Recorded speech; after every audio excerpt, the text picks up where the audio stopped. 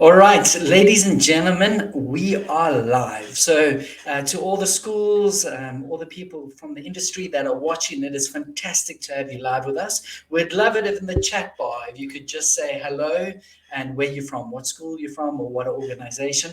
It's always lovely for us to know who's about. And we also want to make this engaging. So, please post comments. Post your favorite moments or questions, anything that can help us as we just make this more interactive and learn from each other. I truly believe the topic that we're talking about, the future worker, is one of the most important topics at the moment for us in the education arena to wrestle through. We know how many hours schools are putting into learners, preparing them for their future, and we're so amazed by what you do. And that's why we want to nearly use this as a moment to stop, to reflect, to hear some industry experts, as well as to find some solutions that can help you in this incredibly important task. So to all those that are saying hi there, Machtel was first up, well done. Also, just to get things going, I have pinged a poll live. It's a very simple one. Do you think schools properly prepare learners for the future of work? So can you let me know? There are three options: yes, sort of, or no. Or if you want to, you can go not sure. So please let us know what you think. And then what I'd love to do at this moment is introduce my co-host, who's politely sitting in the background. So Jared, welcome on stage. Jared is from a company that specializes in helping learners prepare themselves for the future. So I'm going to do a proper intro of you later, Jared, and what Yenza is about. But before I do that, what are you looking forward to most about this session? Or maybe let me ask you a better topic. Why do you think this topic on the future worker is so critical for us as schools? Cool. Thanks so much, Pete. And hi, everyone. Really excited about today. We've got an amazing lineup. Why this topic is so important? Well, I think everyone is aware of how quickly things are changing, how technology is changing the landscape, how fast the rate of change is between someone leaving school to graduating to then trying to figure out what they should or shouldn't be doing in the world of work. And it's a generational thing. I think, older generations had it easier in respect to the decision-making process. And I think the decision-making process now is far more complex, but at the same time, there's far more opportunities. And just getting ourselves, aware of the challenges and the opportunities is of the utmost important for young people. Absolute brilliant answer. And I think this is why we are doing this topic, is to really just engage and help schools as you kind of embrace this and do this. And today, just to give you a lineup of what we have some thought leaders from LinkedIn. We've got thought leaders from someone who's now based in the UK, who's an AI kind of experts. And on top of that, we also have some real solutions that are here to help you as you do this. So maybe, Jared, I think on that note, our first speaker, I think topic he's going to be talking about is so relevant. And I think I'm going to ask you to intro Luke. Sounds good. All right, over to you to intro him. Cool. So the next speaker, his name is Luke Mckend. Luke has had an illustrious career. He currently looks after talent and skill development for LinkedIn across EMEA, so across Africa, Europe. Not a small mandate at all. Luke clearly has an eye for talent because he was the guy that hired me when I joined Google. So thanks, Luke. Luke was also the country manager of Google for many years and grew the landscape quite considerably. And yeah, we're very lucky to have Luke here today. He's been privy to so much interesting data and insights, not just from LinkedIn, but also from Google. So it's going to be really great to hear his thoughts in relation to skills and what they're thinking about at LinkedIn. So over to you, Luke. Thanks, Jared. Thanks for that awesome introduction. And yeah, I have no regrets about that particular hiring decision. So great to see you here, and thanks for making this connection. As Jared said, I've spent a long time in I suppose you could call it the technology sector. And in fact, even if I think back, it's probably been about 25 years. I can't believe it's that long, but 25 years in the technology sector. I had started my career after leaving Stellenbosch University, actually running a small NGO it was a not-for-profit, and we were looking after small businesses and helping entrepreneurs develop the kind of skills that they needed to run a small business. But quickly left for London and ended up working for an advertising agency that was building some of the very first websites. They weren't particularly good, but if you remember flashing links, then you're old enough to remember the kind of website that we were building back in the day. Joined a technology startup pretty soon thereafter, also in London. We sold it, quite clearly not for quite enough money because I'm still working, and then moved on to Google, where I worked initially in London, working across a range of different sectors, and then back in South Africa, as Jared said, running our South African business, and then was fortunate enough to get another opportunity to move back to the sunny north. I look out of my window at the moment at the rain in Dublin, and I'm very jealous of where you all are. Now, that's just a long way of saying that I've been involved in the technology industry for a long time. But when I was preparing for this, I was reflecting on where it all started. And I could probably pinpoint this at a moment in my high school career in around about 1986 or so, when I was in Standard 8 in Palabora, actually, at France Etoy High School, when a teacher brought in a topic that was brand new for everyone. And it's quite ironic that she did this because she was the first person to teach computer science at France Etoy High School. How many computers do you think France Etoy High School had at that point in time?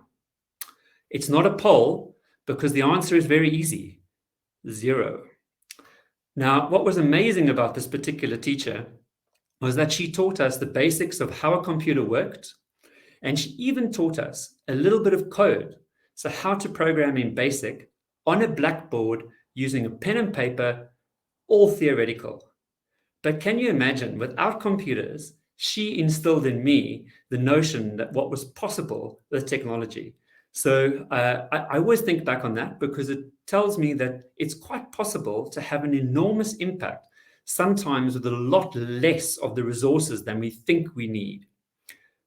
Thinking now on some of the things that are a bit more pertinent to right now, not 30, 40 years ago, LinkedIn is an amazing organization for a couple of different reasons. And it links back to some of the things I want to quickly mention about the world of work as we see it. For one, LinkedIn was started as a professional network about 20 years ago. So not a place you're going to celebrate a wedding or a christening or post videos about your pets, but a place you're going to talk about your first job, maybe what's really exciting you about your industry, and a place to connect with like-minded professionals. Over time, that's grown to the point where we have literally hundreds of millions of members all across the world. And in fact, there are about 9 million people in South Africa who are members of LinkedIn and have added a profile. Globally, we've got about 57 million businesses or organizations that are telling their story, that are linking to each other. And we have about 120,000 universities or colleges that are registered within our databases. All of that gives us a wealth of information to understand what's happening in the skills landscape. The most important thing that we're discerning at the moment is there's an enormous shift to what we're now calling the skills-based economy. Now, if we think about what people and what organizations used to look for when they were hiring, it used to be maybe who you knew, it used to be the school you went to, and it used to be perhaps the university you went to. All of those were critical determinants of the type of job you got. That is no longer the case. Increasingly, what organizations are looking for have nothing to do with the qualifications that you actually have, but everything to do with the skills that you've acquired over time. And we can see that in the LinkedIn data.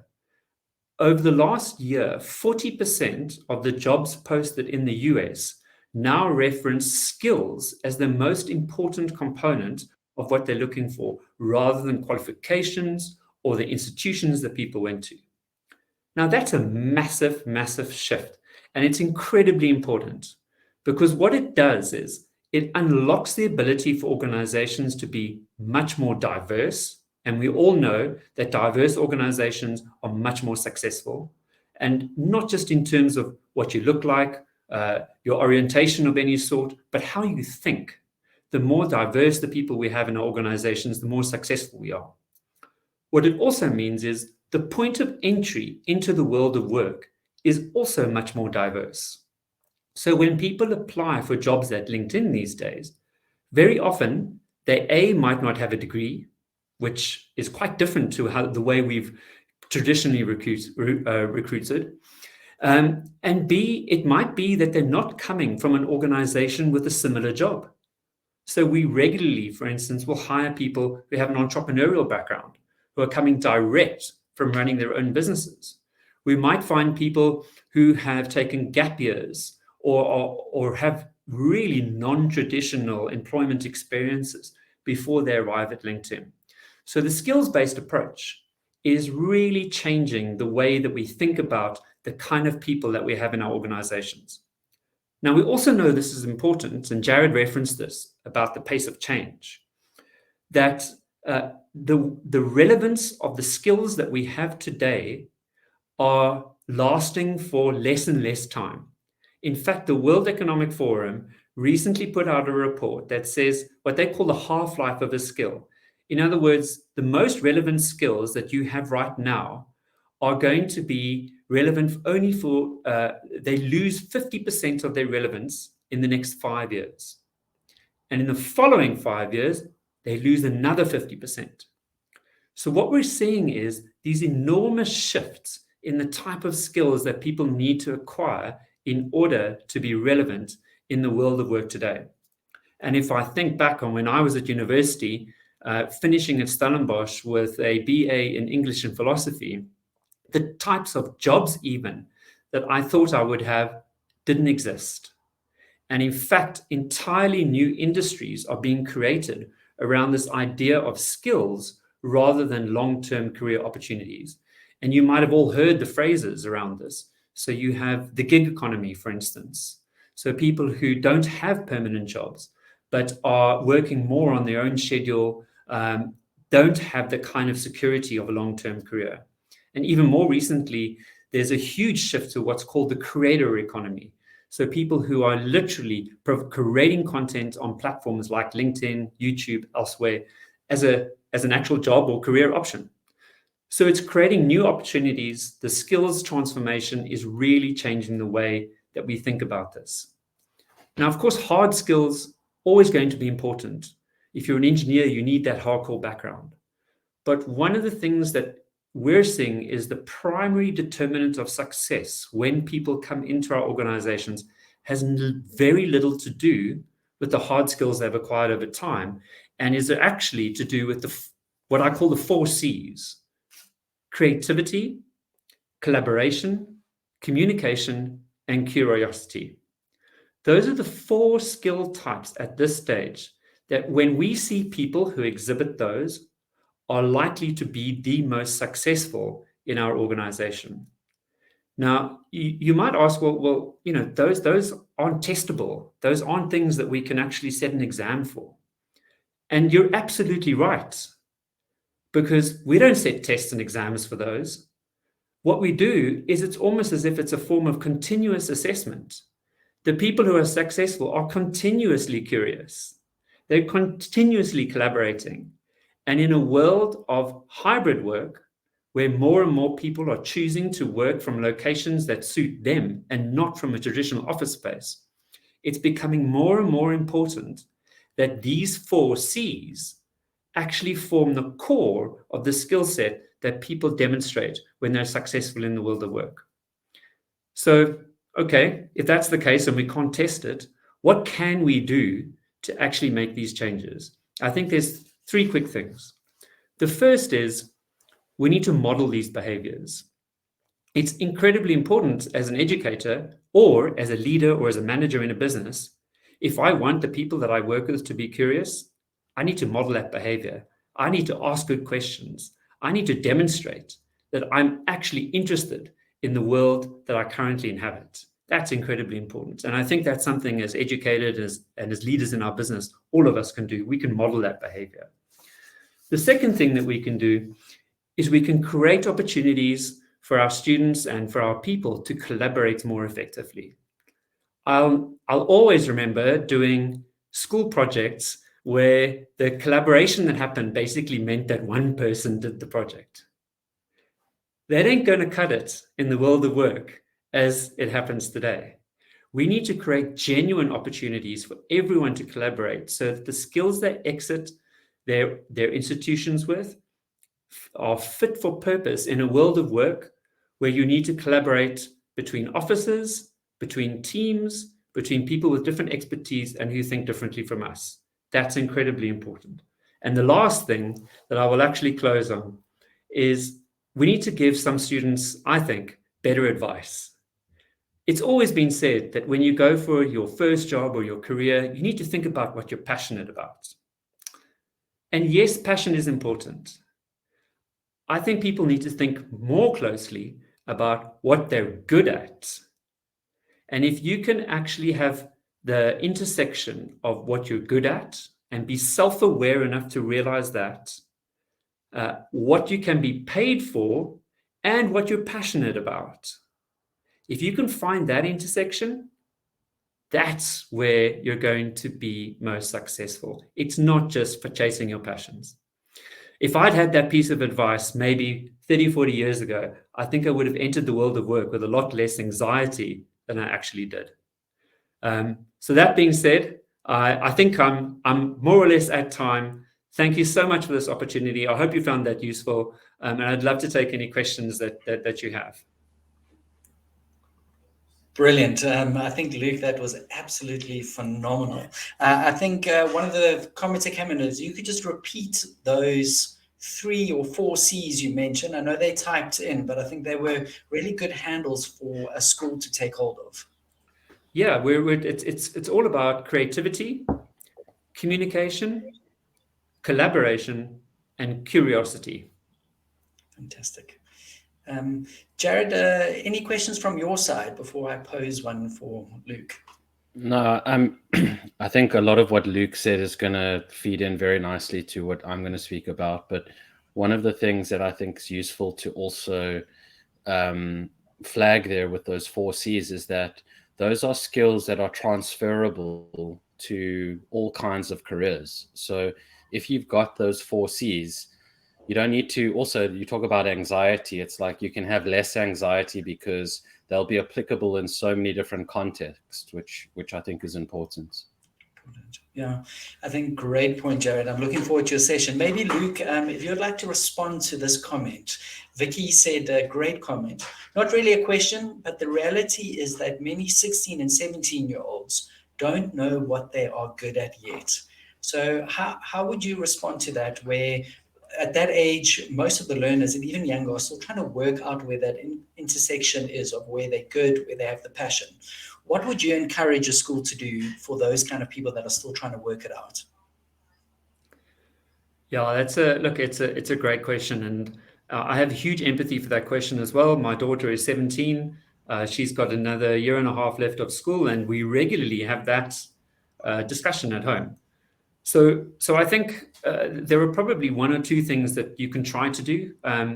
One of which is to create multiple avenues for students to pursue things they think they might be good at. So it's not about closing off any choices, but it's about actually identifying maybe 3 or 4 and encouraging the pursuit of those, so that you can then maybe hone that in a little bit later. It's entirely... So I think that's one thing. I think the other thing is, my experience has been that even if the thing that you choose first isn't the thing you end up doing, it will give you opportunities to do something else. So how could I put it? Let's say, for instance, you're excellent at maths, but you don't necessarily want to pursue a career in maths. That doesn't matter, because just being excellent at one thing will open the doors to so many other things. It's almost as if excellence creates its own opportunity. And I think that's something we don't often recognize is, as Jared said, the skills that people have are transferable. So that excellence that you demonstrate, whether it's maths or maybe, you love poetry. Like I said, I did a degree in English and philosophy. I can guarantee you that there are no employers out there who list philosophy, or very few that list philosophy as a key criteria for their jobs. Yeah. But sorry, Luke, our time is sadly up if you want to finish that comment. And I am a BA student, and now I am a business that looks for innovative solutions for schools. So yeah, my philosophy or my politics helped. Sorry, finish that comment and then I was just going to say that it didn't matter that that's what I studied, because being simply excellent at philosophy gave me so many other opportunities just in terms of how to think. And I think the same is true for others. Choose something, be excellent at it, and the rest tends to follow. Fantastic. Luke, thank you so much. We appreciate your time. I think what also excites me is just that here is someone who's South African, who's abroad, it's around the world, just the opportunities that are available to our learners in this world is super important. So for those of you who are joining in now, today is really focused on just thinking about our learners, the skills they need. Tomorrow, we're going to double down on to produce these skilled learners that are globally ready. We also need to look after their health. So that's the focus for tomorrow. But the focus today is really around the skills that these learners ideally should have and how we need to kind of be speaking and talking to them. So on that note, I'm really excited that Jared is now going to be speaking. When we dreamed up this webinar, the first company and the first industry expert that came to mind was Jared from Yenza. And all day, every day, this is what they do and what they are passionate about. So Jared, it's a privilege to have you here. I know you are ex-Googler. I know you have done a TED Talk. I think very few people in the world can say they have done a TED Talk. Jared has done that, but more than that, I know you have committed your life's work at the moment to helping learners actually get ready and develop a career path. So thank you so much for partnering and hosting, and I'm looking forward to hearing what you have to share. Thanks so much, Pete. Hi, everyone, again. Great to be here. So yeah, we've been endeavoring to help our learners with what we call career pathing. And so, yeah, what I'm going to do is go through a few slides, give you a bit of insight, some frameworks that could be practically useful, then also show you very quickly a little bit into the Yenza product, and then we'll end off with what another school had to say about our solution. Cool. So a lot of the time when we talk about the future of work, everyone speaks about skills, which is rightfully so, but that's not the only component that we need to be focusing on. Foundationally speaking, we also need to make sure that people are picking the right path or paths, and pursuing the right things. And this goes back to, I don't understand my strengths, I don't know what's out there, etc. So we did a few surveys with our learners. We asked them to list their top careers, and on average, learners could only list 5 to 7 careers, and the majority of those careers were what we call legacy careers. So your traditional careers like lawyer, surgeon, etc. Which is a bit concerning because there's so many new careers propping up literally all the time. New careers that didn't exist 5 years ago exist now that are very sought after, that young kids just aren't aware of, and including parents for that matter. We asked a follow-up question around, based on the careers you've chosen, what do you know about those careers? And generally speaking, learners had very little idea around the qualification requirements, very little idea around the time and the pathway requirements to pursue that career, and also very little idea around the skill requirements. So someone sees on TV, it's really cool to be a lawyer, and lawyers, make a lot of money, but they have no idea what is required to pursue that path. And so, as you can imagine, the gap between career reality and career expectation is very, very wide for young learners. And so, one of the core goals that a solution like Yenza and us as teachers need to really focus on is to narrowing that gap between expectation and reality. Young kids can often be very aspirational and sometimes a little bit delusional in a way. And this goes back to what Luke was saying around, focusing in on what you're actually good at. So younger generation also means greater expectations. So young learners aren't just thinking about paychecks, they're thinking about things like flexibility, fulfillment, values, and culture. So there's more to think about. There's also more options, which is great, but that also leads to more complexity. So there's traditional routes into the economy, there's non-traditional routes, there's short courses, there's online profiles, there's the freelance economy, there's the gig economy, there's all the various things you can do around entrepreneurship.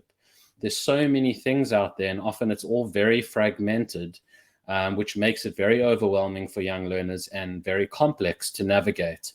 And also one of the reasons we developed Yenza, to try and bring all of these things together under one platform. So now I'm just going to go into some interesting insights. So this was a study that was commissioned by McKinsey, where they asked various employers what were the characteristics or factors that you consider to be most important for hiring people. And they asked the question in 2010, and then they also asked the employers to give a perspective into the future, 2025. And the call out here, as you can see, in 2010, subject knowledge and qualification comprised 70% out of 100% in terms of importance. And then you fast forward into 2025, and subject knowledge and qualification now comprises 50%, and skill, mindset or developability, which means someone's ability to learn, and adaptability, which means someone's ability to respond and react to changes in the environment, comprise of now 50%. And I think we can imagine that trend will continue, where skill, mindset, learning, adaptability become more important than even the qualification and subject knowledge that you have. And so now I'll just shift over slightly to some useful frameworks that we use, and Luke actually referenced, which is really nice, and didn't think that was going to happen. So that was really cool. We use this framework called the Ikigai, which is a Japanese model or framework that they use to guide people in career choice or decision making. And it's a really useful Venn diagram where you're trying to figure out the intersectionality across what you love, what the world needs, what you can be paid for, and what you're good at. And all of those factors are important. So I really enjoy ceramics and pottery, but I'm absolutely terrible at it. I'm not good. And that means that people are not going to pay me for my endeavor. You may be interested in, let's call it ants or worms, and you know, that's something that you're really passionate about, but that might not be something that people are willing to pay for. Maybe they are, maybe they aren't. You never know in today's world. But factoring in all of these facets is really important when it comes to decision making. And often, the missing piece, or the piece that people are the least prepared to look at, is what you really are good at. But trying to find the combination of all of these things really leads to a good result. And that's the same framework that we used when we created all the various assessments on our platform. We describe it slightly differently, where the Yenza platform looks at the whole person. So we look at an integrated view of an individual, trying to figure out the intersectionality between ability, cognitive, emotional ability, personality, interests, passions. And then we also look at the environmental context from a careers perspective. And this is our framework in terms of how we make our recommendations. So just to end off, I'll end off with a nice analogy that I often use with regards to career pathing. So I use the analogy of the compass versus the map. So the question I ask often is, in a fast changing environment and where things are changing very quickly, and one moment something is certain, the next moment that same thing is uncertain, the signposts are shifting, the roads are changing, what would you want to give someone to navigate a successful journey? Would you want to give them a compass, or would you want to give them a map? And so it's a slight trick question. I mean, ideally you want to be giving them both, but if you were to choose, you would definitely choose the compass. Why would you choose a compass? So a compass helps an individual navigate in uncertain terrain. You don't need signposts. You don't need well-defined roads to follow. You just need to have a directional sense of where you need to go, northwest, southeast, and follow that direction. And so I would say what's tantamount importance for us as educators, giving young people career guidance, is around helping people to enable them to have their own inner compass, to understand the directional way in which they need to go in very uncertain, complex environments. And so that's the challenge, that's the task, and hopefully with platforms like Yenza, we can really assist you with that. We're currently in over 100 schools across the country. We're in all of the Curo high schools. We're introducing our primary school product next year, which we're very excited about. And we've been able to roll out Yenza in various contexts, various environments, and the feedback from teachers and learners has been overwhelming. So with that, I'm going to jump off the presentation and share my screen for the remaining 5 or so minutes, just to give you a sense or a feel for the product itself. Cool. Whoa. Can you see my screen? I'm going to assume with the silence that you can. So right now we're actually in the Yenza platform. There's 4 sections to the platform. Myself, this is where we develop ourselves various kinds of psychometric, cognitive, interest, values-based assessments. We work with some of the top psychometrists and psychologists in the country.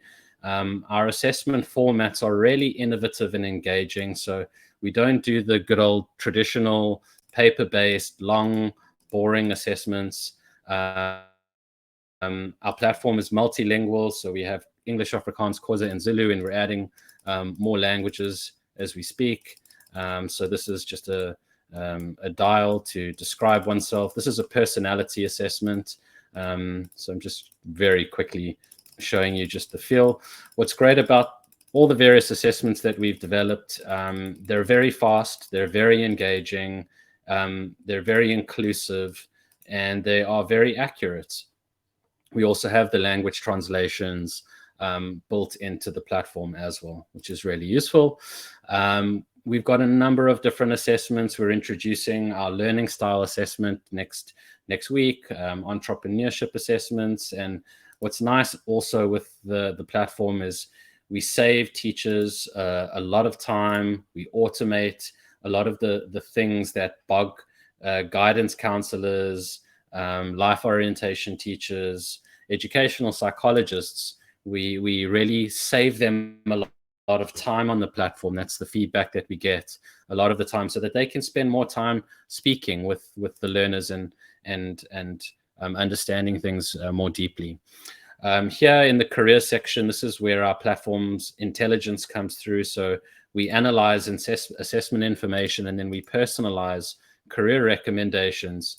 Let me jump into a more filled out career. So here, for example, is a mechanic.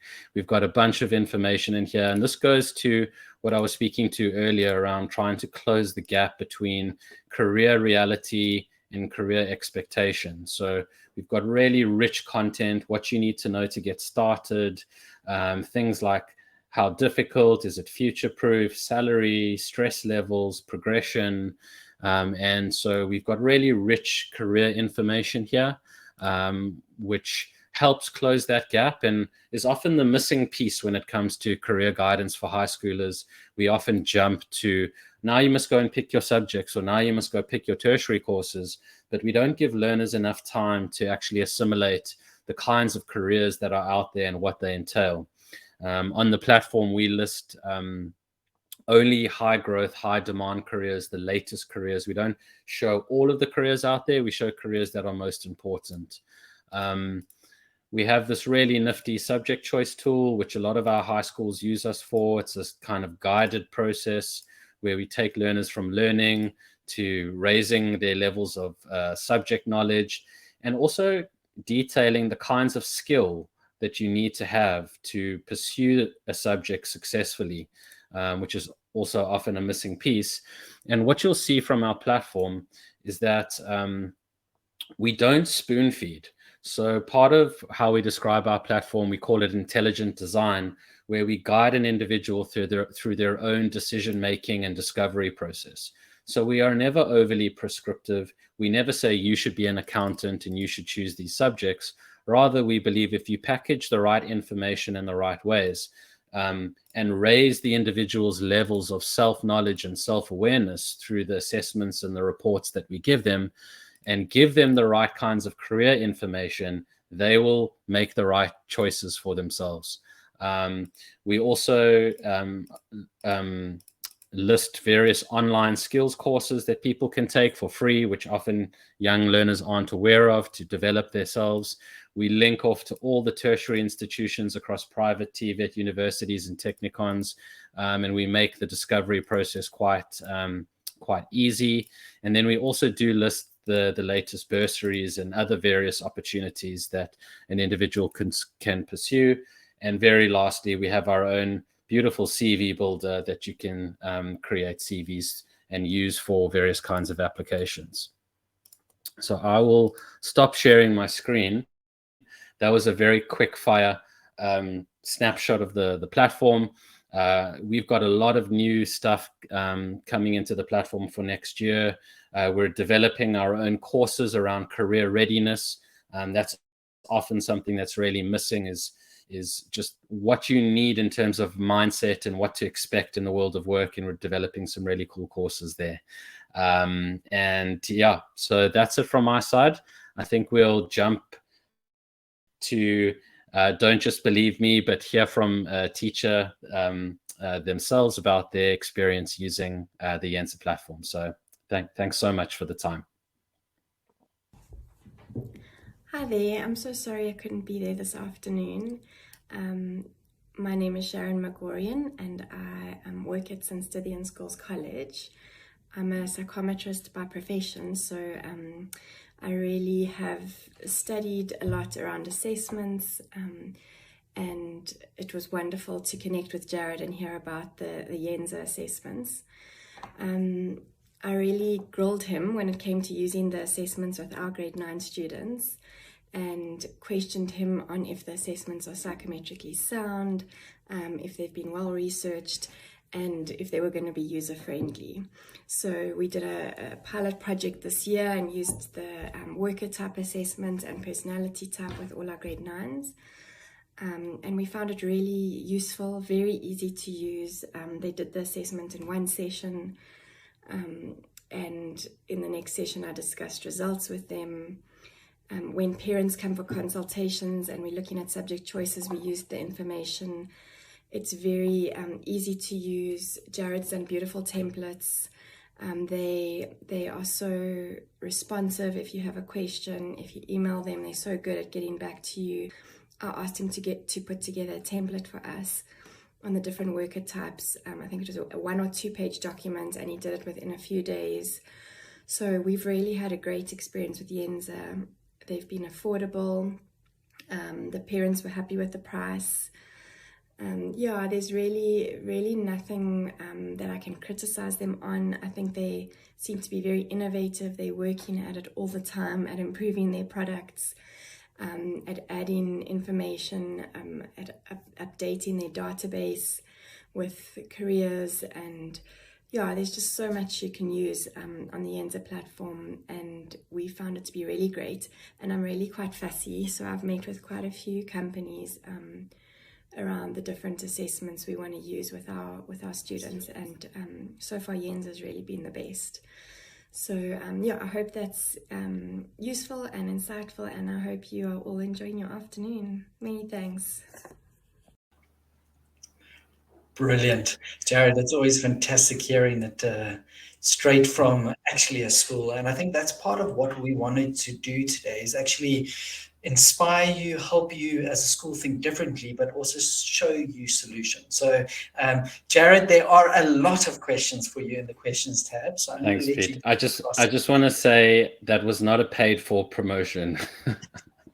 I'm glad to hear it. So what we have done is, I know Jared gave a quick glimpse of a product and solution. We've added a poll.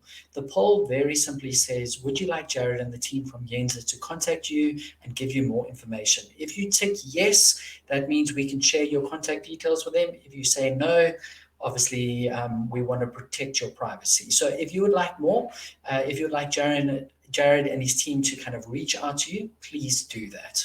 So Jared will be still on stage because he is my co-host. So he's going to give some comments and feedback as experts in this area. So we started in with someone from LinkedIn, just sharing how we need to look at different skills. We've now actually looked at that idea of a career path. Absolutely brilliant, of a compass. Riet, I think, had an amazing comment that people were kind of going about.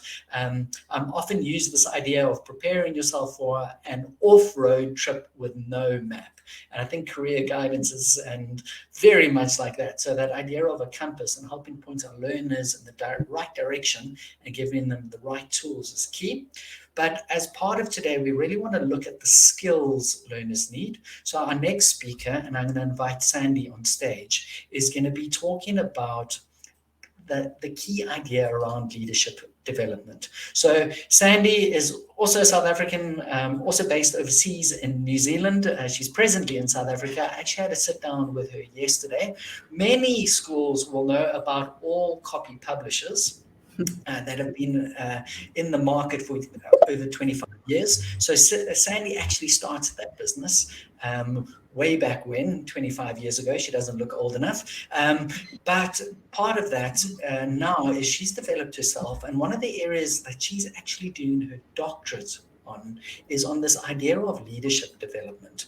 And she's been diving into that and looking at how does she take that learning and apply it to schools. And from our conversation yesterday, two things stood out for me. One is, as schools, we need to look at leadership development for everyone, not only the first team players or the prefects or the learner council. This leadership is critical for the future of our country. And on top of that, it needs to be introduced earlier than we think. So, Sandy, that is enough for me. Let's hand over to you. Really looking forward to hearing more about your doctorate and how schools can possibly get involved. Hi, Pete. Hi, everybody. Thank you so much for joining me. Just asking Annika to load my presentation because I do have some visuals to take you through. So, as Pete mentioned, who am I? I started All Copy Publishers with my brother in half our garage 26 years ago now. That put me on the entrepreneurial journey, and then I moved forward from there to establish what I call ENQ Practice in 2012. And through ENQ Practice, I've worked a lot in the areas of entrepreneurial leadership presentation, but also student leadership. And through my experiences of working within both those fields, I noticed a gap between the way that the concept of leadership was being experienced during the school traditional environment by students and the way that it needs to translate into future careers in business and entrepreneurial leadership. I must make the point here that when I say entrepreneurial leadership as the endpoint, I'm not suggesting that everybody wants to be an entrepreneur, but it is like an umbrella form of leadership skills and leadership styles. It's a very challenging form, so it's a really good endpoint. So I have spent the last 3 years researching this gap and trying to see what's happening, why really good education systems and schools are, having students come through and then finding that they're failing badly in the entrepreneurial environment, but also finding that there's a leadership crisis in other business industries too.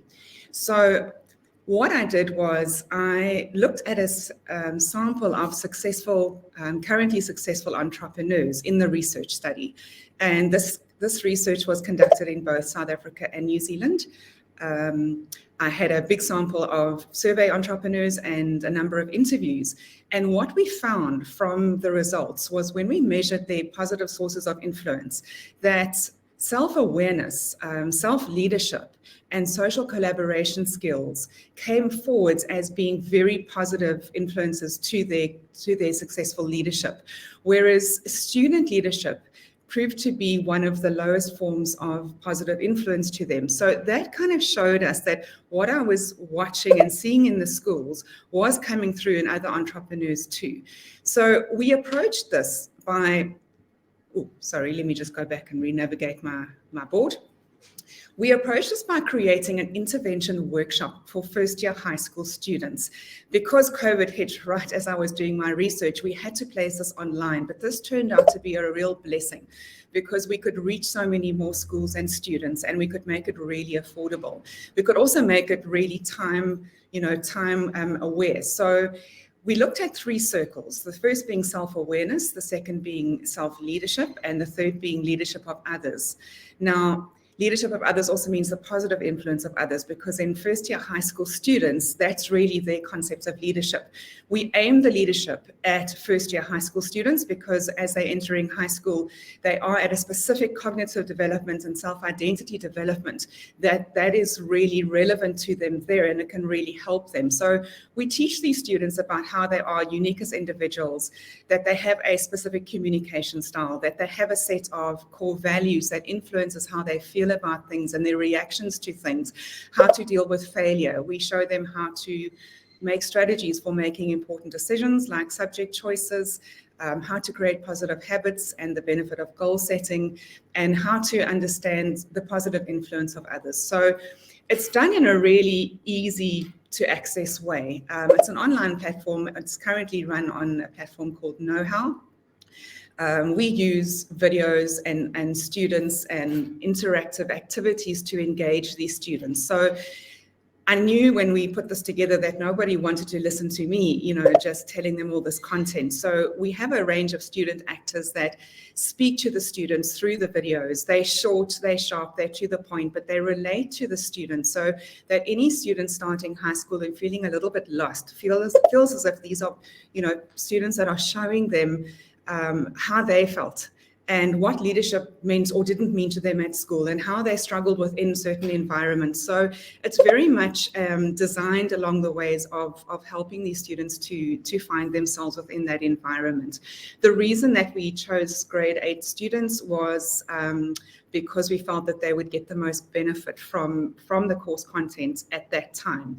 My lovely sales manager, Roselle, is online with us, and she's going to place a URL into the chat box very shortly if she hasn't already. This gives a very quick 7-minute presentation of my research if anybody would like more details, because I don't have the time in this presentation to cover those. Right, where am I? Excuse me, running through my presentation at high speed. We do place in reflection questions and group discussions that the teachers can lead the students through, because we do find that a lot of the learning needs to happen obviously in those sections. So the aim of the research, and we trialed Leadership Literacy for Life, which this course is called, in 2021 with 8 schools. 5 were in New Zealand and 3 were in South Africa, very similar numbers. And we achieved what it was that we were trying to achieve, and that was to create a certain personal leadership identity around the self-development of identity for students. Through this work, I created a new theory of leadership called Seeding Leadership. Again, the URL that Roselle has placed there for you will explain these columns for you and show you how this is relevant to absolutely every single learner, and they may not go on to be entrepreneurial leaders, but any leadership style that they need to engage, this will be relevant for them. Basically, the aim is that no student will leave school having believed that only leaders do leadership. Our post-trial course is now ready. This is very much why I'm speaking with you today. We've integrated this in so that it can be adapted by schools into the curriculum. So it can be put into something like life orientation in grade 8. Some schools are electing to send it to their students before school even starts, because it is completely online based, and we can see exactly who's done it and who hasn't, and sort of and provide reports for that. It's very, very easy for students to access, and it's very, very easy for teachers to place it into the curriculum. It doesn't take very long. Obviously, I understand that once is not enough, and that we have to follow up with this kind of learning later on in school, and I'm currently researching the course that we'll follow this up with, which will be in grade 10, where we will relay the learning that we've anchored in year 8, in grade 8. And then we can remeasure things like their communication styles and their values, which is just awesome new research to take real world students with real world challenges today and see what's affecting them and see where they need help and see what's working. So that we'll be bringing in next. I'm busy researching that and talking with a number of schools for that. And then the plan for that afterwards is that at the end of grade 11, or during the course of grade 11, that the students all will be able to do another leadership course that ensures that no students leave school believing that they are not leaders, but those that are elected as student leaders that are going to be engaged in what is known as the transactional side of leadership that upholds the school rules. That is one side of leadership. They will also understand that that is relevant for their school career because it's there for a good reason, but they won't try to translate only that style into future leadership roles. So that's our aim. Why I'm presenting today, I'm not here to sell you this course. We are still in the developmental process, although we are completely ready to go with our post-trial. I'm here to offer it to schools who would like to work with us for their 2023 year group in the first term next year. We do have a number of places available where we can offer it to your full group at no cost. There is a cost for us to place the learners onto the Know How platform, so this is an investment from our point of view. It's one that we are willing to make. We have the amazing support staff of All Copy Publishers as contacts for you, but I've also placed Roselle's contact email on the screen as well as my own. I'm always available for discussion and for questions. If you are at all interested, please let us know. There's no obligation. We don't hold you to anything. We really are looking for schools that share our vision to better prepare all future leaders. Just to quickly go back to something that Jared said, I heard as I came into the session, he said, do you want a map or a compass? Do you offer a map or a compass? And I think this is very much compass stuff. This is showing students where to look, and we look forward to working with you. Thank you, Pete. I see you back on screen chiving me on.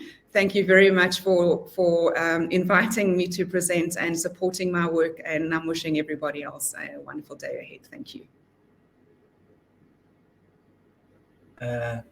Brilliant. Thank you so much, Sandy. I think this idea of leadership development, I look at what's happening in our country and just the importance of leadership development.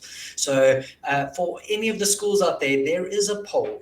It says, if you are happy to explore the idea of trialing this course that Sandy has developed in your school, please click yes.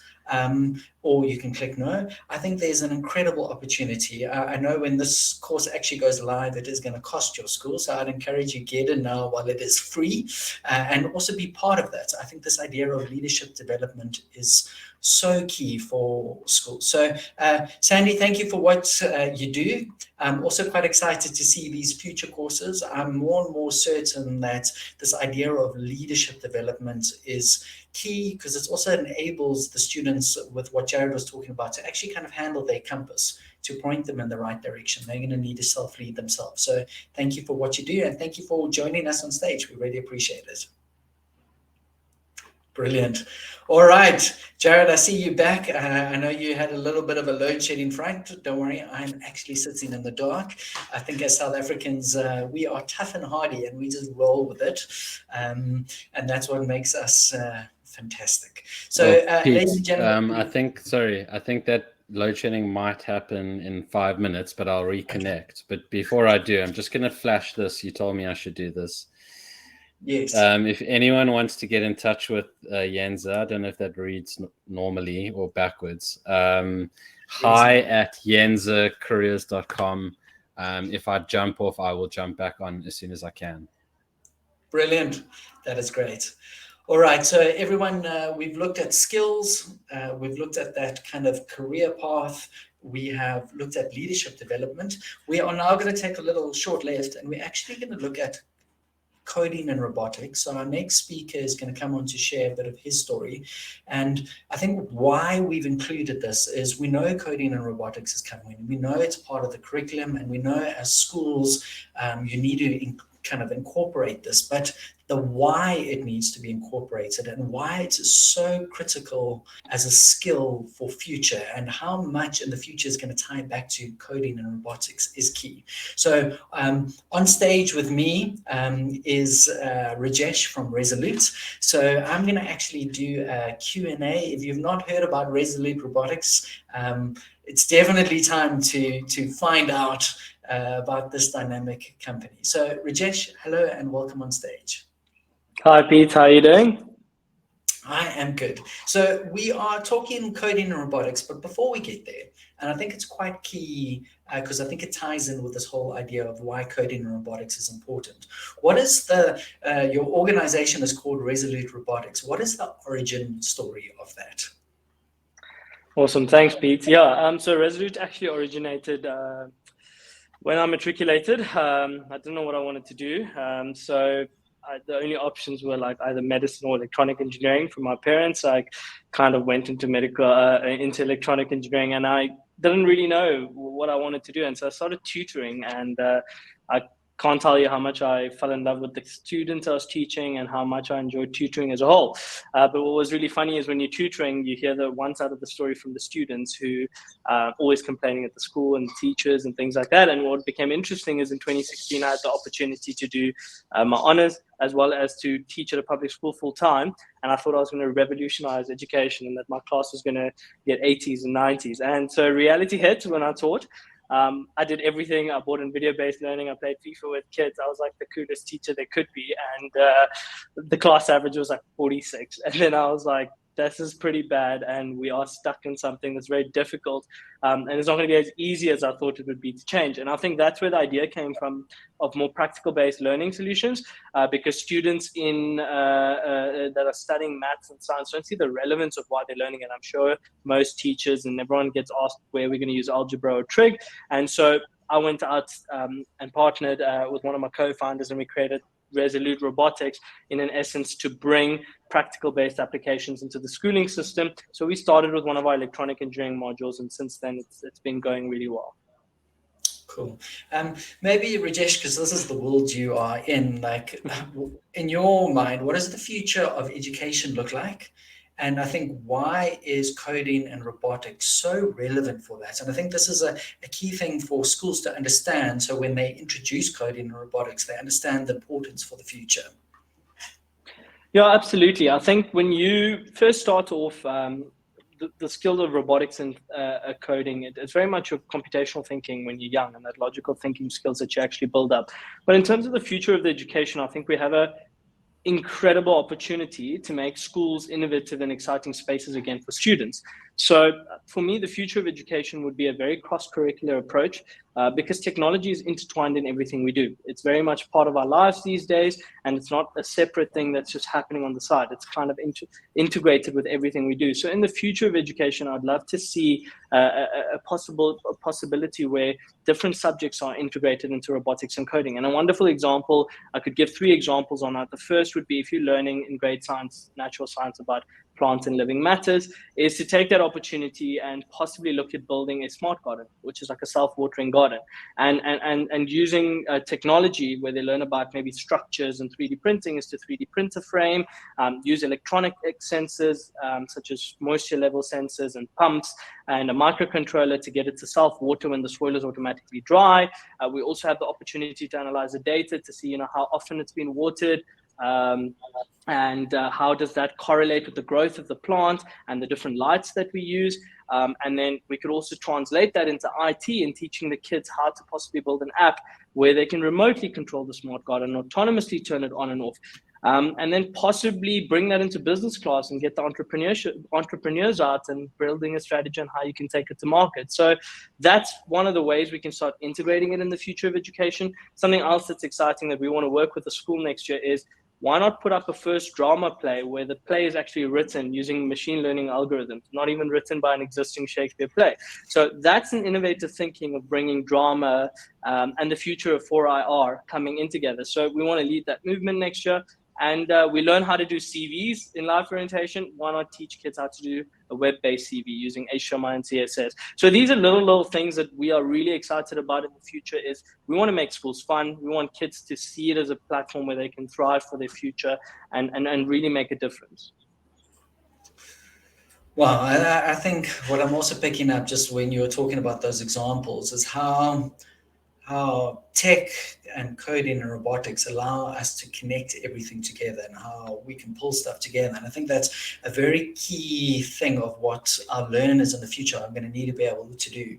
You know, traditionally, and there will always be roles like a doctor or an engineer or a specialist role, but I think more and more roles are broadening out, looking at multiple things. So maybe let me actually ask a question. You've raised why coding and robotics is key and some of the cool stuff you can do in schools.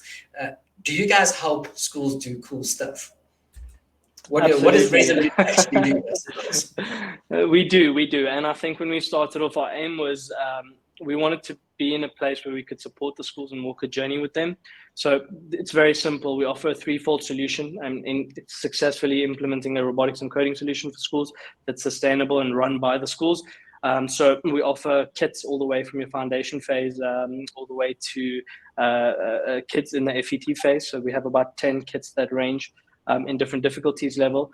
We provide educational licenses which have online videos, assessments, and teacher presentation, ebooks, everything that can equip a teacher to teach this while in class. And the third strand of our offering is professional development, I think teacher training. So we worked hard with SAYS to get our courses endorsed so that teachers could also benefit from that. And the idea at the end of the day is not to be box droppers or come up with really fun solutions, but to partner with the school in the long term in implementing it. And I think we've successfully done that. And we have schools that's been in a journey with us for the past 3 years who piloted with maybe 1 or 2 grades in grade 8 and now have implemented across their whole spectrum. And so we're quite excited about that. When you ask schools what they enjoy the most about us, I get excited because I'm always expecting, oh, we love your robots or we love your curriculum. At the end of the day, they simply say, we love the support that you give us and that you're always on hand. So I could say that's one of our strongest qualities.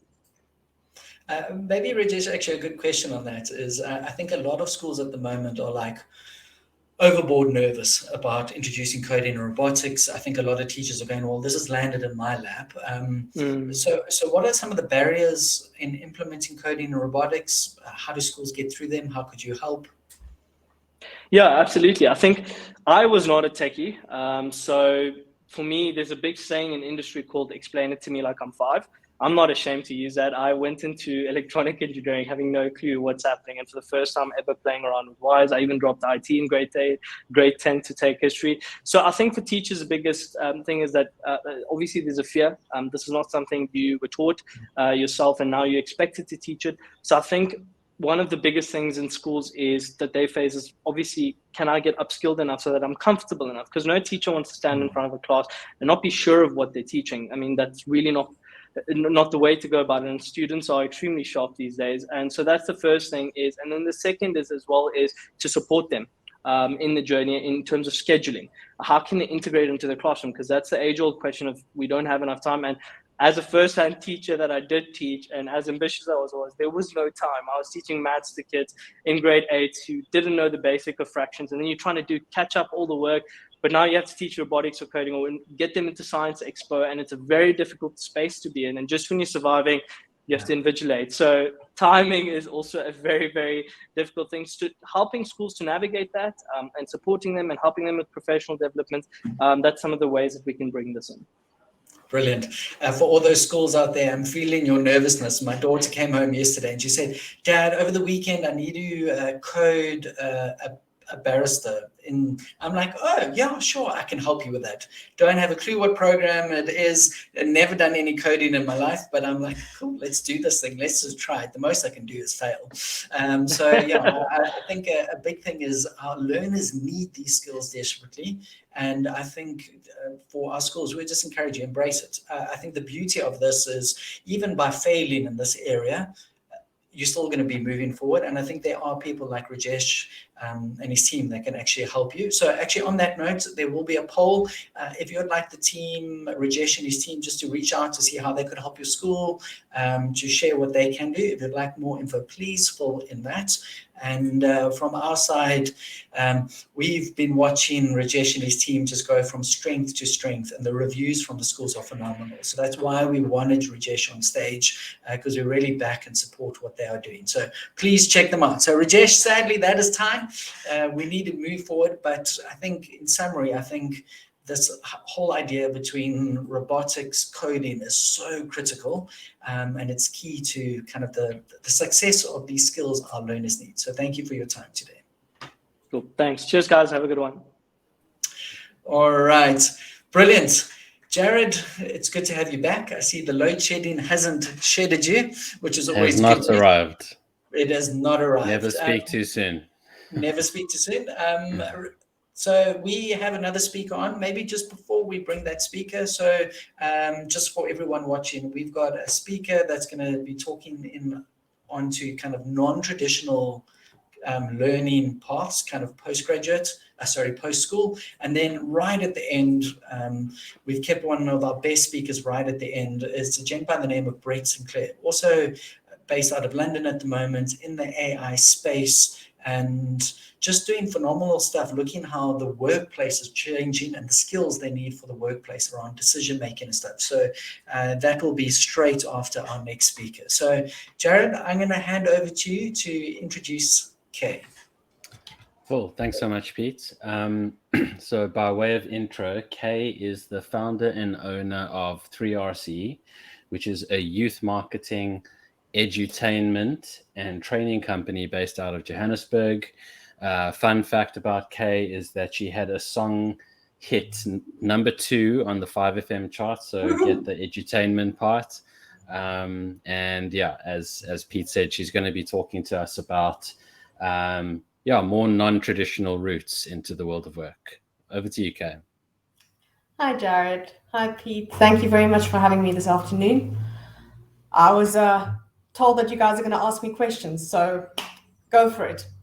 Cool. Right on. So what would you consider a non-traditional study option?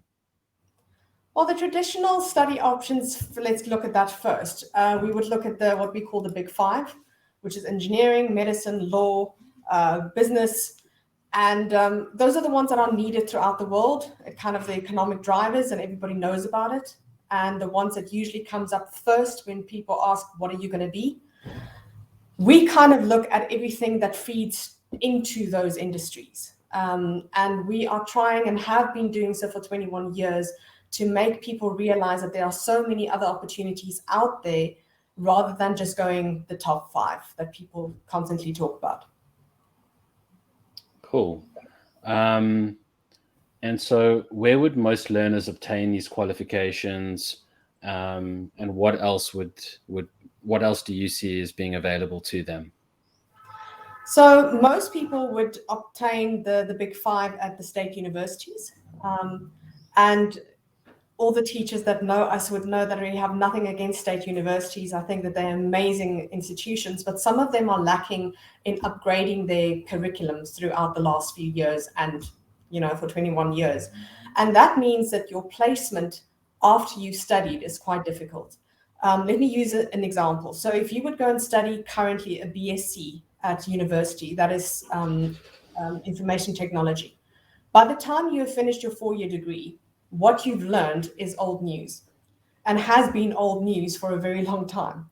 So what we work with in the industries that we have been representing over the last time is private institutions that are in the industry and work with universities and colleges and companies that are actually within this space. So they're updating and upgrading their curriculum as we speak.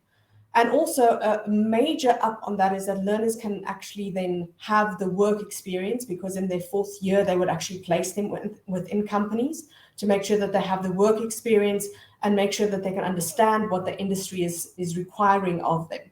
So we are trying to make sure that both teachers and parents and the industry as a whole are understanding that our private institutions have amazing qualifications and that it has the ability to help our country to progress further and faster during this process that we are going through at the moment. Yeah, I imagine private institutions have less red tape to deal with than your kind of traditional universities, which allows them to probably stay current. You spoke of skills. Which skills do you see as absolutely critical with regards to 4IR or 21st century skills? Look, the skills that are coming up for 4IR is definitely creativity, emotional intelligence. We need to think about leadership skills, and I was so happy to see that that is something that is also being worked on. We need to look at diversity and cultural intelligence. The world is, with technology, is getting smaller. More people are working together. People can do their jobs from home, as we have now discovered after 2020. And we need to understand that people can sit on opposite sides of the world and work together on a project. So we need to have those kind of emotional intelligence. We need to make sure that cultural intelligence exists and that people can work together. Totally. Also analytical thinking, definitely. Totally. And so how can schools prepare their students for other options? What are the kinds of services that 3RC offers? Well, firstly, I would say I need them to get onto Yenza first, because I think your platform is absolutely amazing.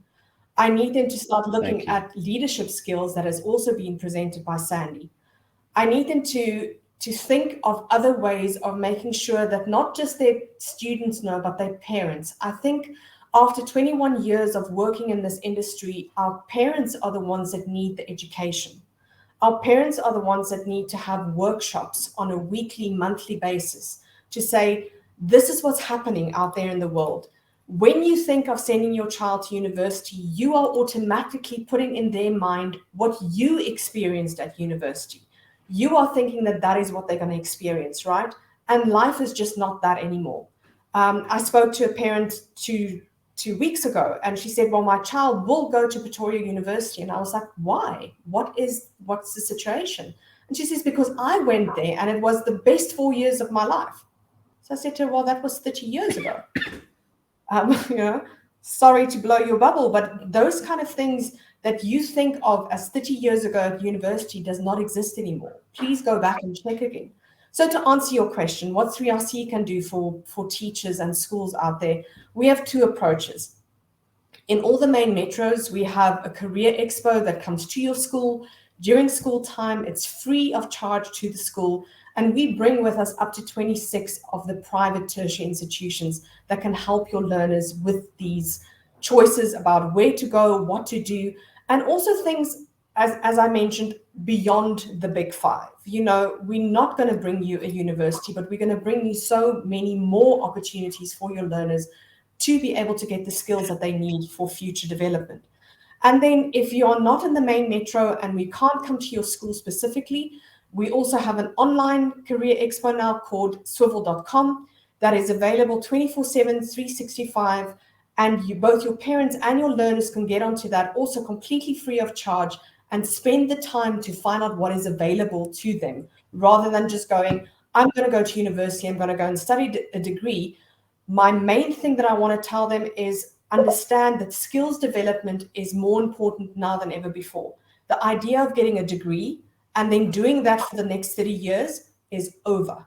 We do not have industry that will take that anymore. It is constant skills development. It's constant learning. And even the parents or the teachers sitting on the call with us right now, that is what will bring you forward in life, is constant skills development. And we need to teach our kids that. Awesome. Thanks so much, Kay. I think it's really super important. Helping learners figure out non-traditional ways into the world of work. Over to you, Pete.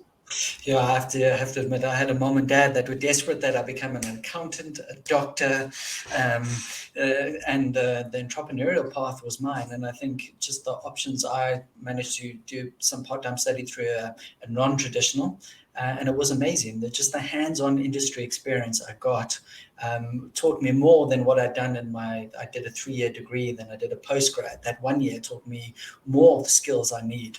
And I think there's so much out there. I'm challenged by the fact that there are people I'm employing that are, or working with, that are coming with 1 or 2 years diploma experience, or actually even just their own hands-on experience. And I think there's so many other places where there are, outside of the non-traditional kind of universities. And once again, also, I love my time on university, so I will not knock it. But I think there are, and we need to give our learners all of these options. Kay, also, if I am correct in saying, I actually think the kids really enjoy your sessions. If I understand from the videos and stuff, and we'll show one at the end. We're going to show a video on Swivel after our next speaker, and we'll show a bit about the Career Expo. Am I correct in saying if you're in a school or if the kids attend, it's a lot of fun? Look, absolutely. We have really tried to make our expos for the learners, for the kids. So we bring with it music, we bring giveaways, we bring young MCs that can talk the lingo and, speak to them about social media and everything that I can't anymore.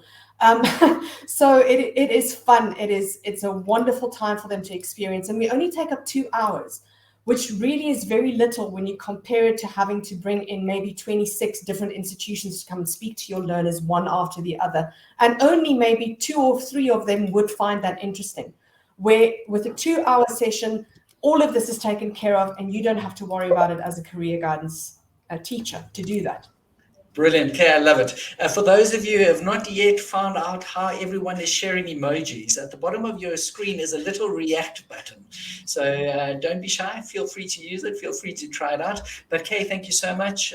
Thank you for sharing with us. Once again, we want to make this super simple of introducing you to products and solutions and new thinking. So there is a poll. Once again, if you would like Kay and her team to reach out and contact you about what they can do in your school, please click on that poll. It just allows us then to share your contact information with them. So please do that if you'd like to find out more. So thank you, Kay.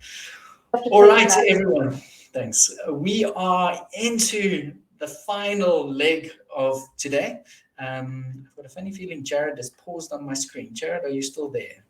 Nope. We've got a serious pose of or is it just my screen? All right, so I'm going to drop Jared off. I think he has been load shedded. So ladies and gentlemen, we are into the final stretch. We have our final speaker.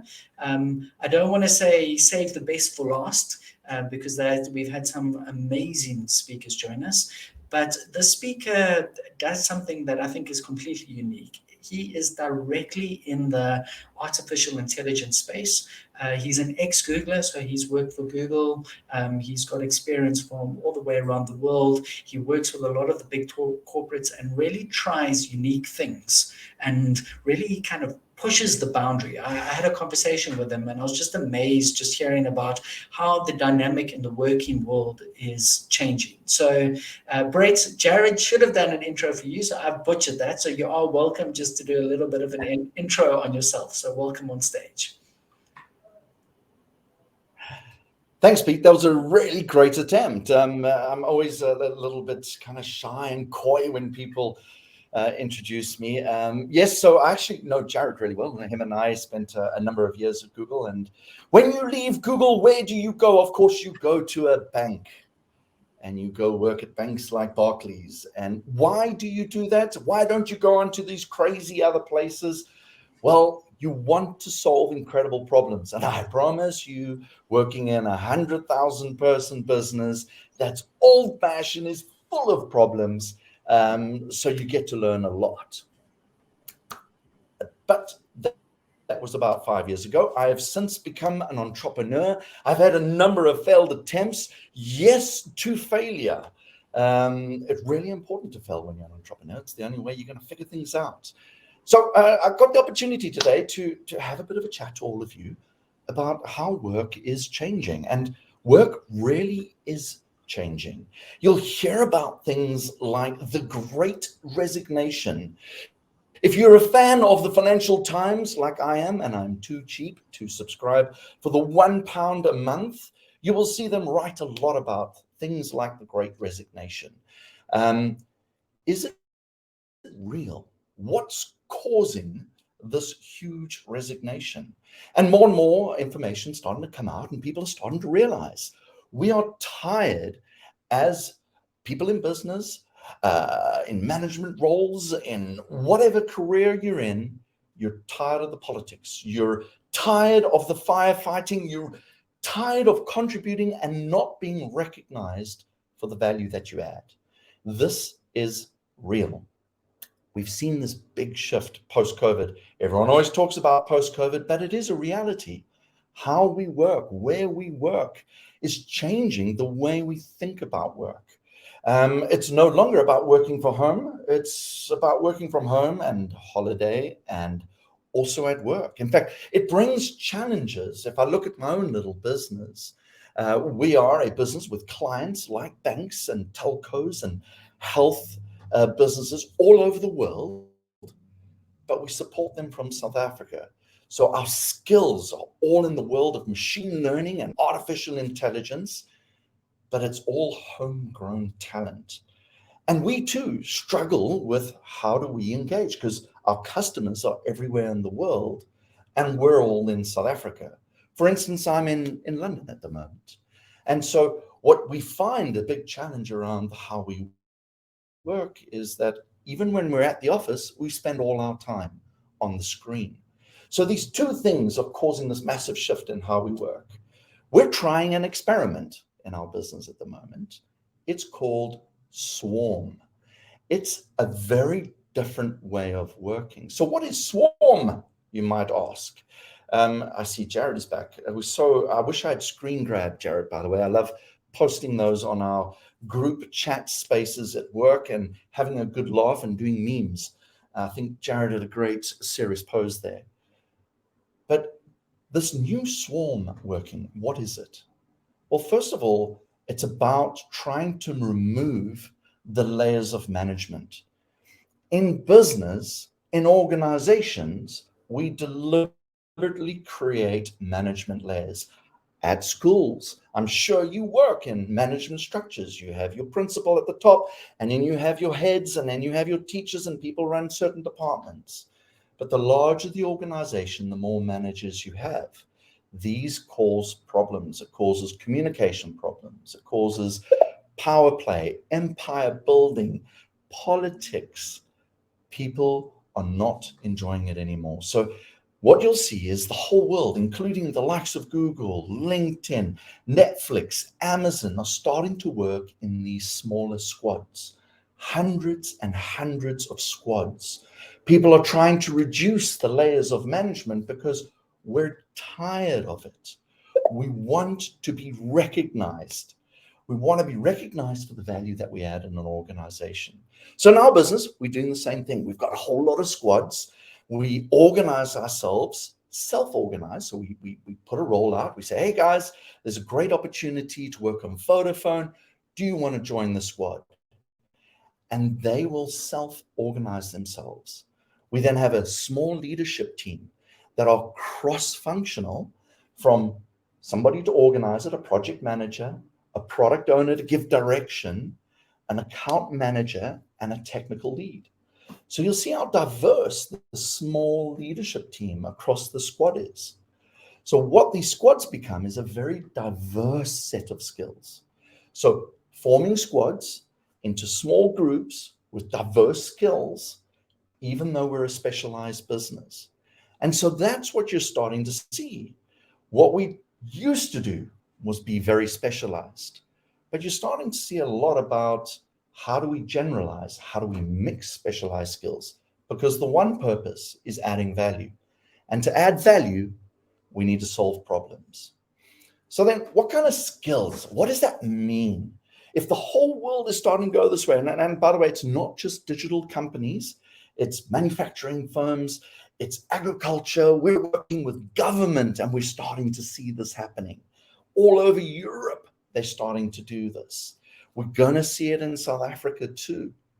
And so if the whole world's working that way, how do we ensure that we have the right teams? We hire a lot of homegrown talent. In fact, 98% is homegrown. So thank you very much. I think you guys have done a phenomenal job. We're able to market this incredible talent who have PhDs and masters in machine learning and data. Kudos to what you've done already. We are on the right track. We just need to add some skills to it. So what do we need to make swarm models work very well? First step, teams that are able to make decisions on the ground. It's no longer about bubbling decisions through management structures anymore. It's about making a decision and moving fast. It's about being comfortable to make mistakes, to learn and to be better. Not just make the mistake, to learn and be better. It's about being inspired to solve these problems. And it's about embracing constant change.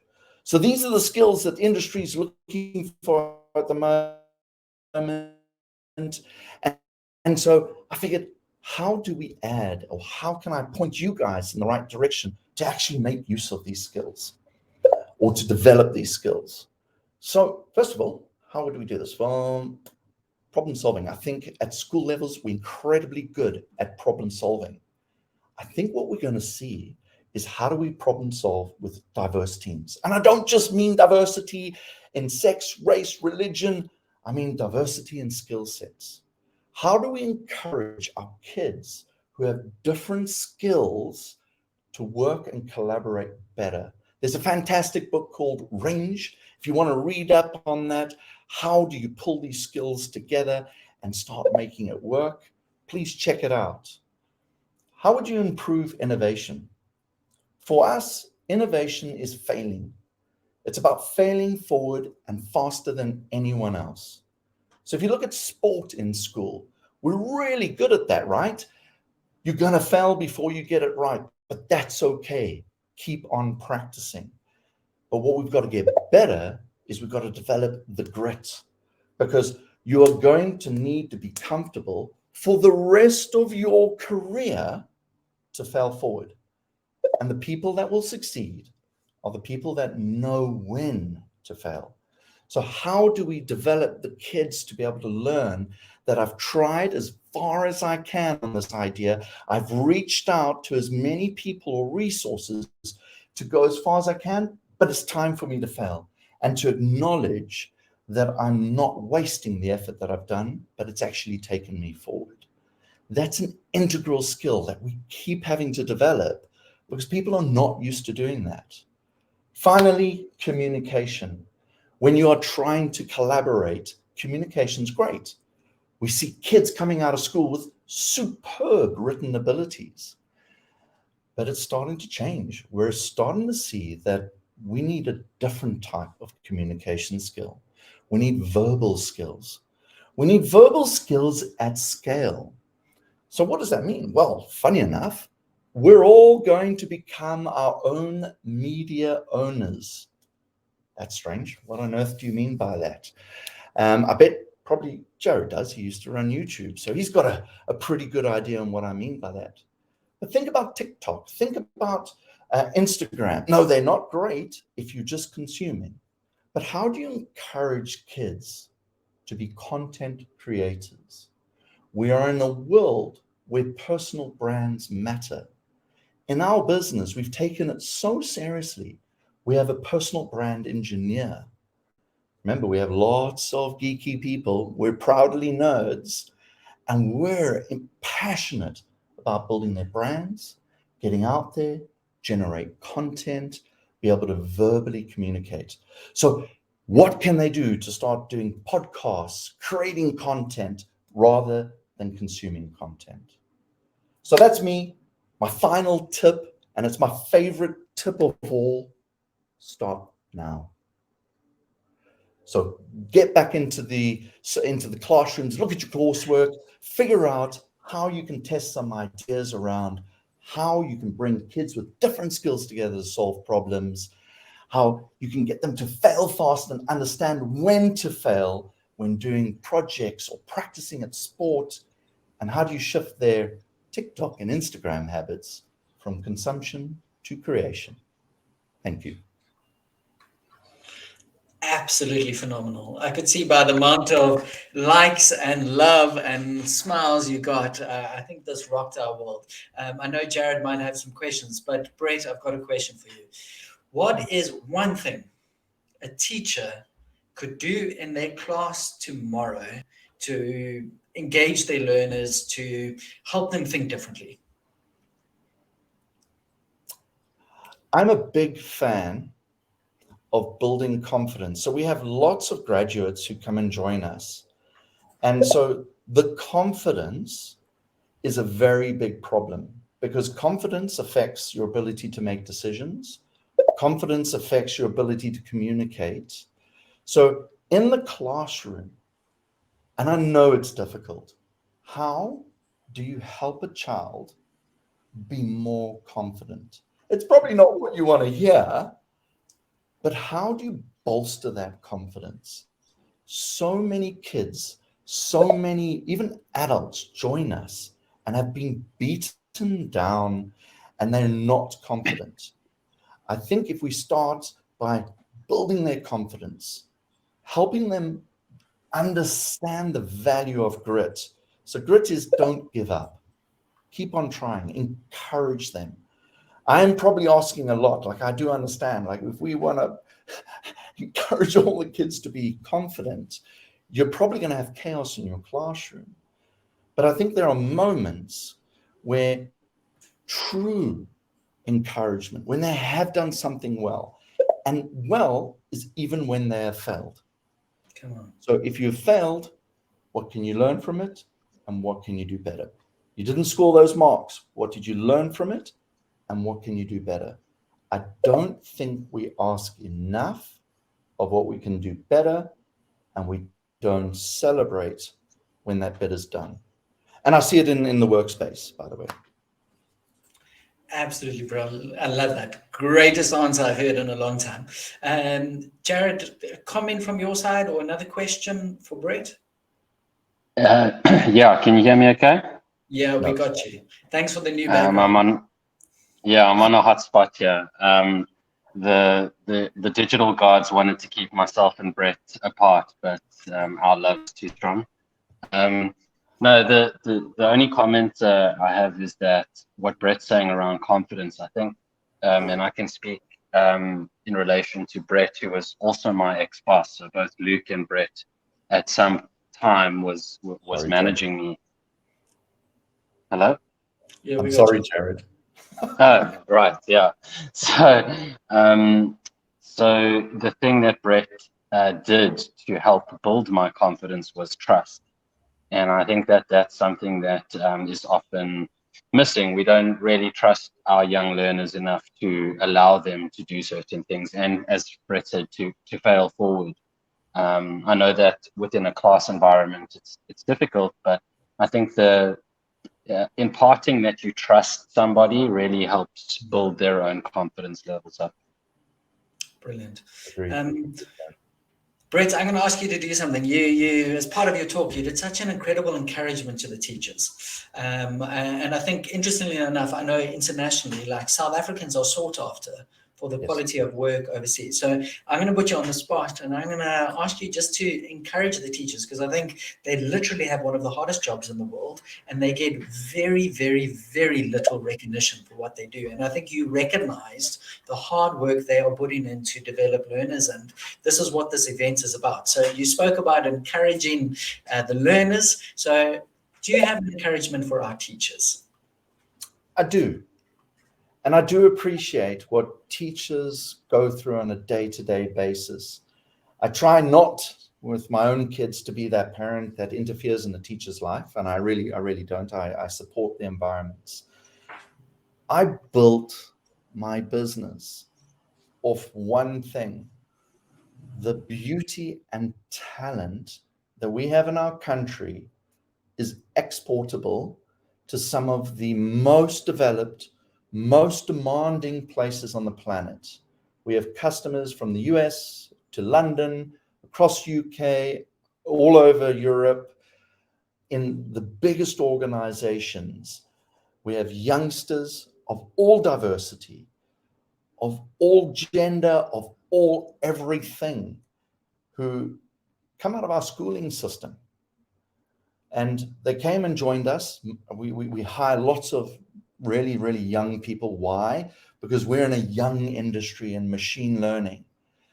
Some of these kids, one kid invented a piece of maths, spent 7 years at university because he realized that in a methodology called neural nets, or deep learning in the world of machine learning, you needed to change how maths works to allow the computer to operate like your brain.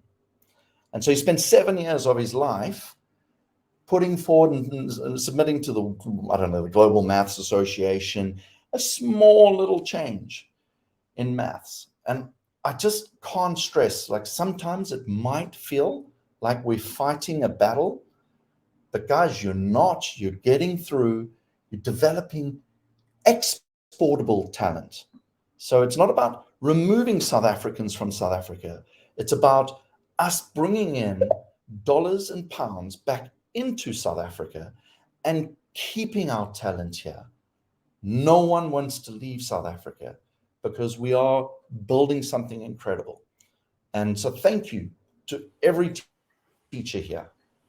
I see the benefit of it every day in my business. Thank you. Absolutely fantastic. And I echo that. Teachers, thank you for everything you do. And I think this is the session. It's all about, it's supporting you in your role. That's why we wanted to introduce you to product solutions and just incredible thinking, like what Brett and Luke brought, just to challenge the paradigm. So a quick one. Tomorrow, we actually have a homicide detective, former homicide detective, who's going to be talking about safeguarding. So that should catch your imagination. We also have a primary school teacher talking about values and just this idea of safeguarding our learners. So tomorrow, same time, same place, new link, which will be emailed to you. So please watch out to that. Jared, any closing comments or remarks from your side? No, not really. I think, it's we live.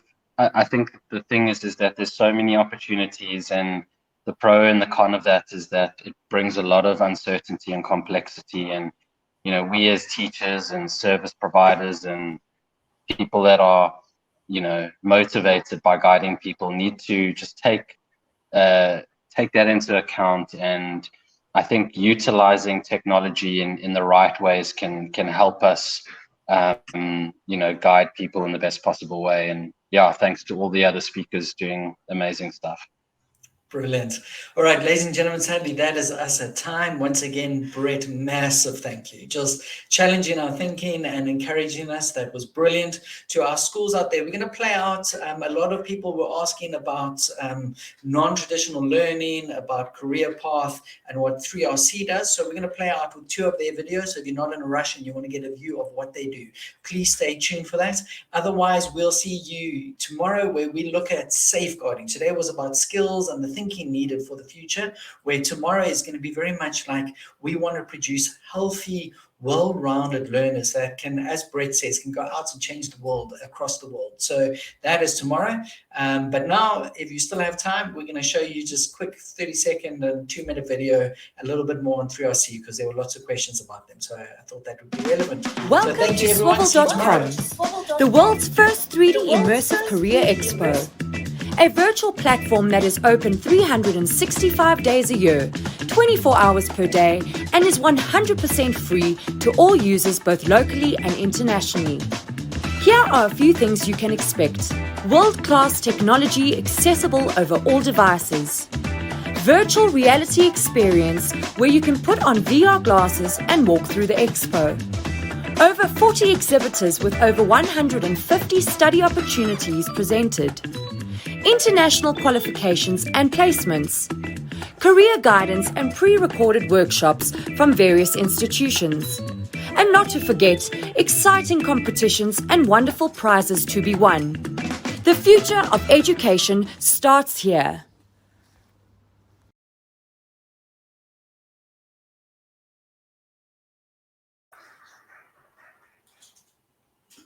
Great. We do have another video coming.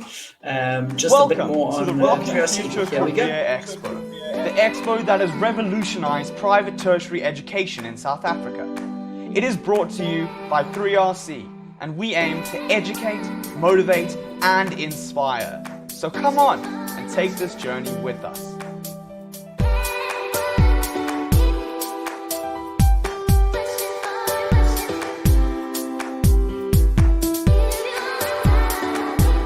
Well, I've kind of like narrowed down my options for career because I had no idea where I wanted to go before.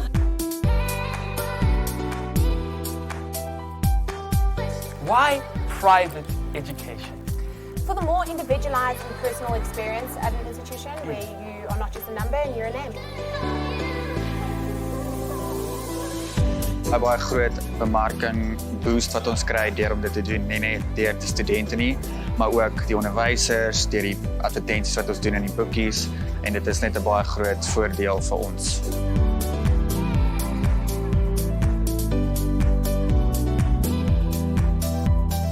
Even though I want to do engineering, I also would like to pursue music. We get to communicate with the great halls, which is quite a rare occasion. Well, so my plans for next year were really just to go and study. I wanted to do electrical engineering. Would you recommend the Rocking Future Roadshow to another college? 100%. You touch so many lives and you really get to show so many kids that there's other options out there, and put yourself as an institution out there and show the kids that I'm an option and I'm a great option. We've learned actually a lot. I think this was very, very helpful.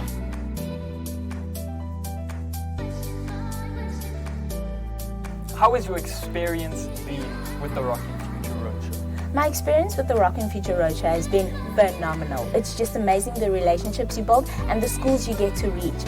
There are some schools that I'll never be able to reach in my own capacity, but due to Rocking Future, I've been able to actually get to them. Good morning, my name is Dr. Douglas Andrews. I'm the Director of Studies here at Lonel International Academy, and I'm also the principal of the school. I would certainly recommend that other schools consider hooking up with the Rocking Future Roadshow, set up a future date, bring these fantastic people into your school, let them showcase private providers so that you give your children and your students at your school opportunities for the future.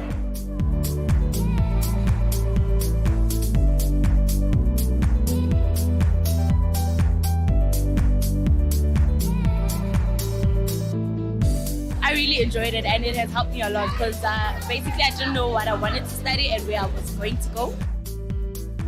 We've been working with the Rocking Future Roadshow for the last 8 years. I would recommend it to any school or any college or any student that has aspirations to go extremely far in life.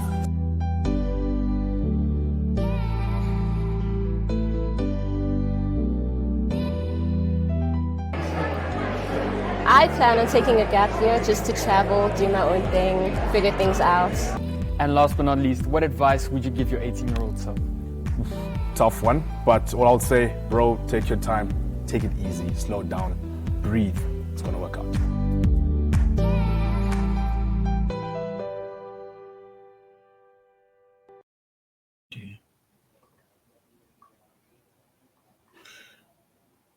All right. If you've made it that far, you are absolutely amazing. So well done. So ladies and gentlemen, we will see you tomorrow. Once again, that poll, if you were watching those videos going, hey, I want more of that, please check out the poll. There is one on 3RC. I feel like once you've watched an animation and then they show you a little sneak peek right at the end, once you've got through the credits, you guys have made the credits.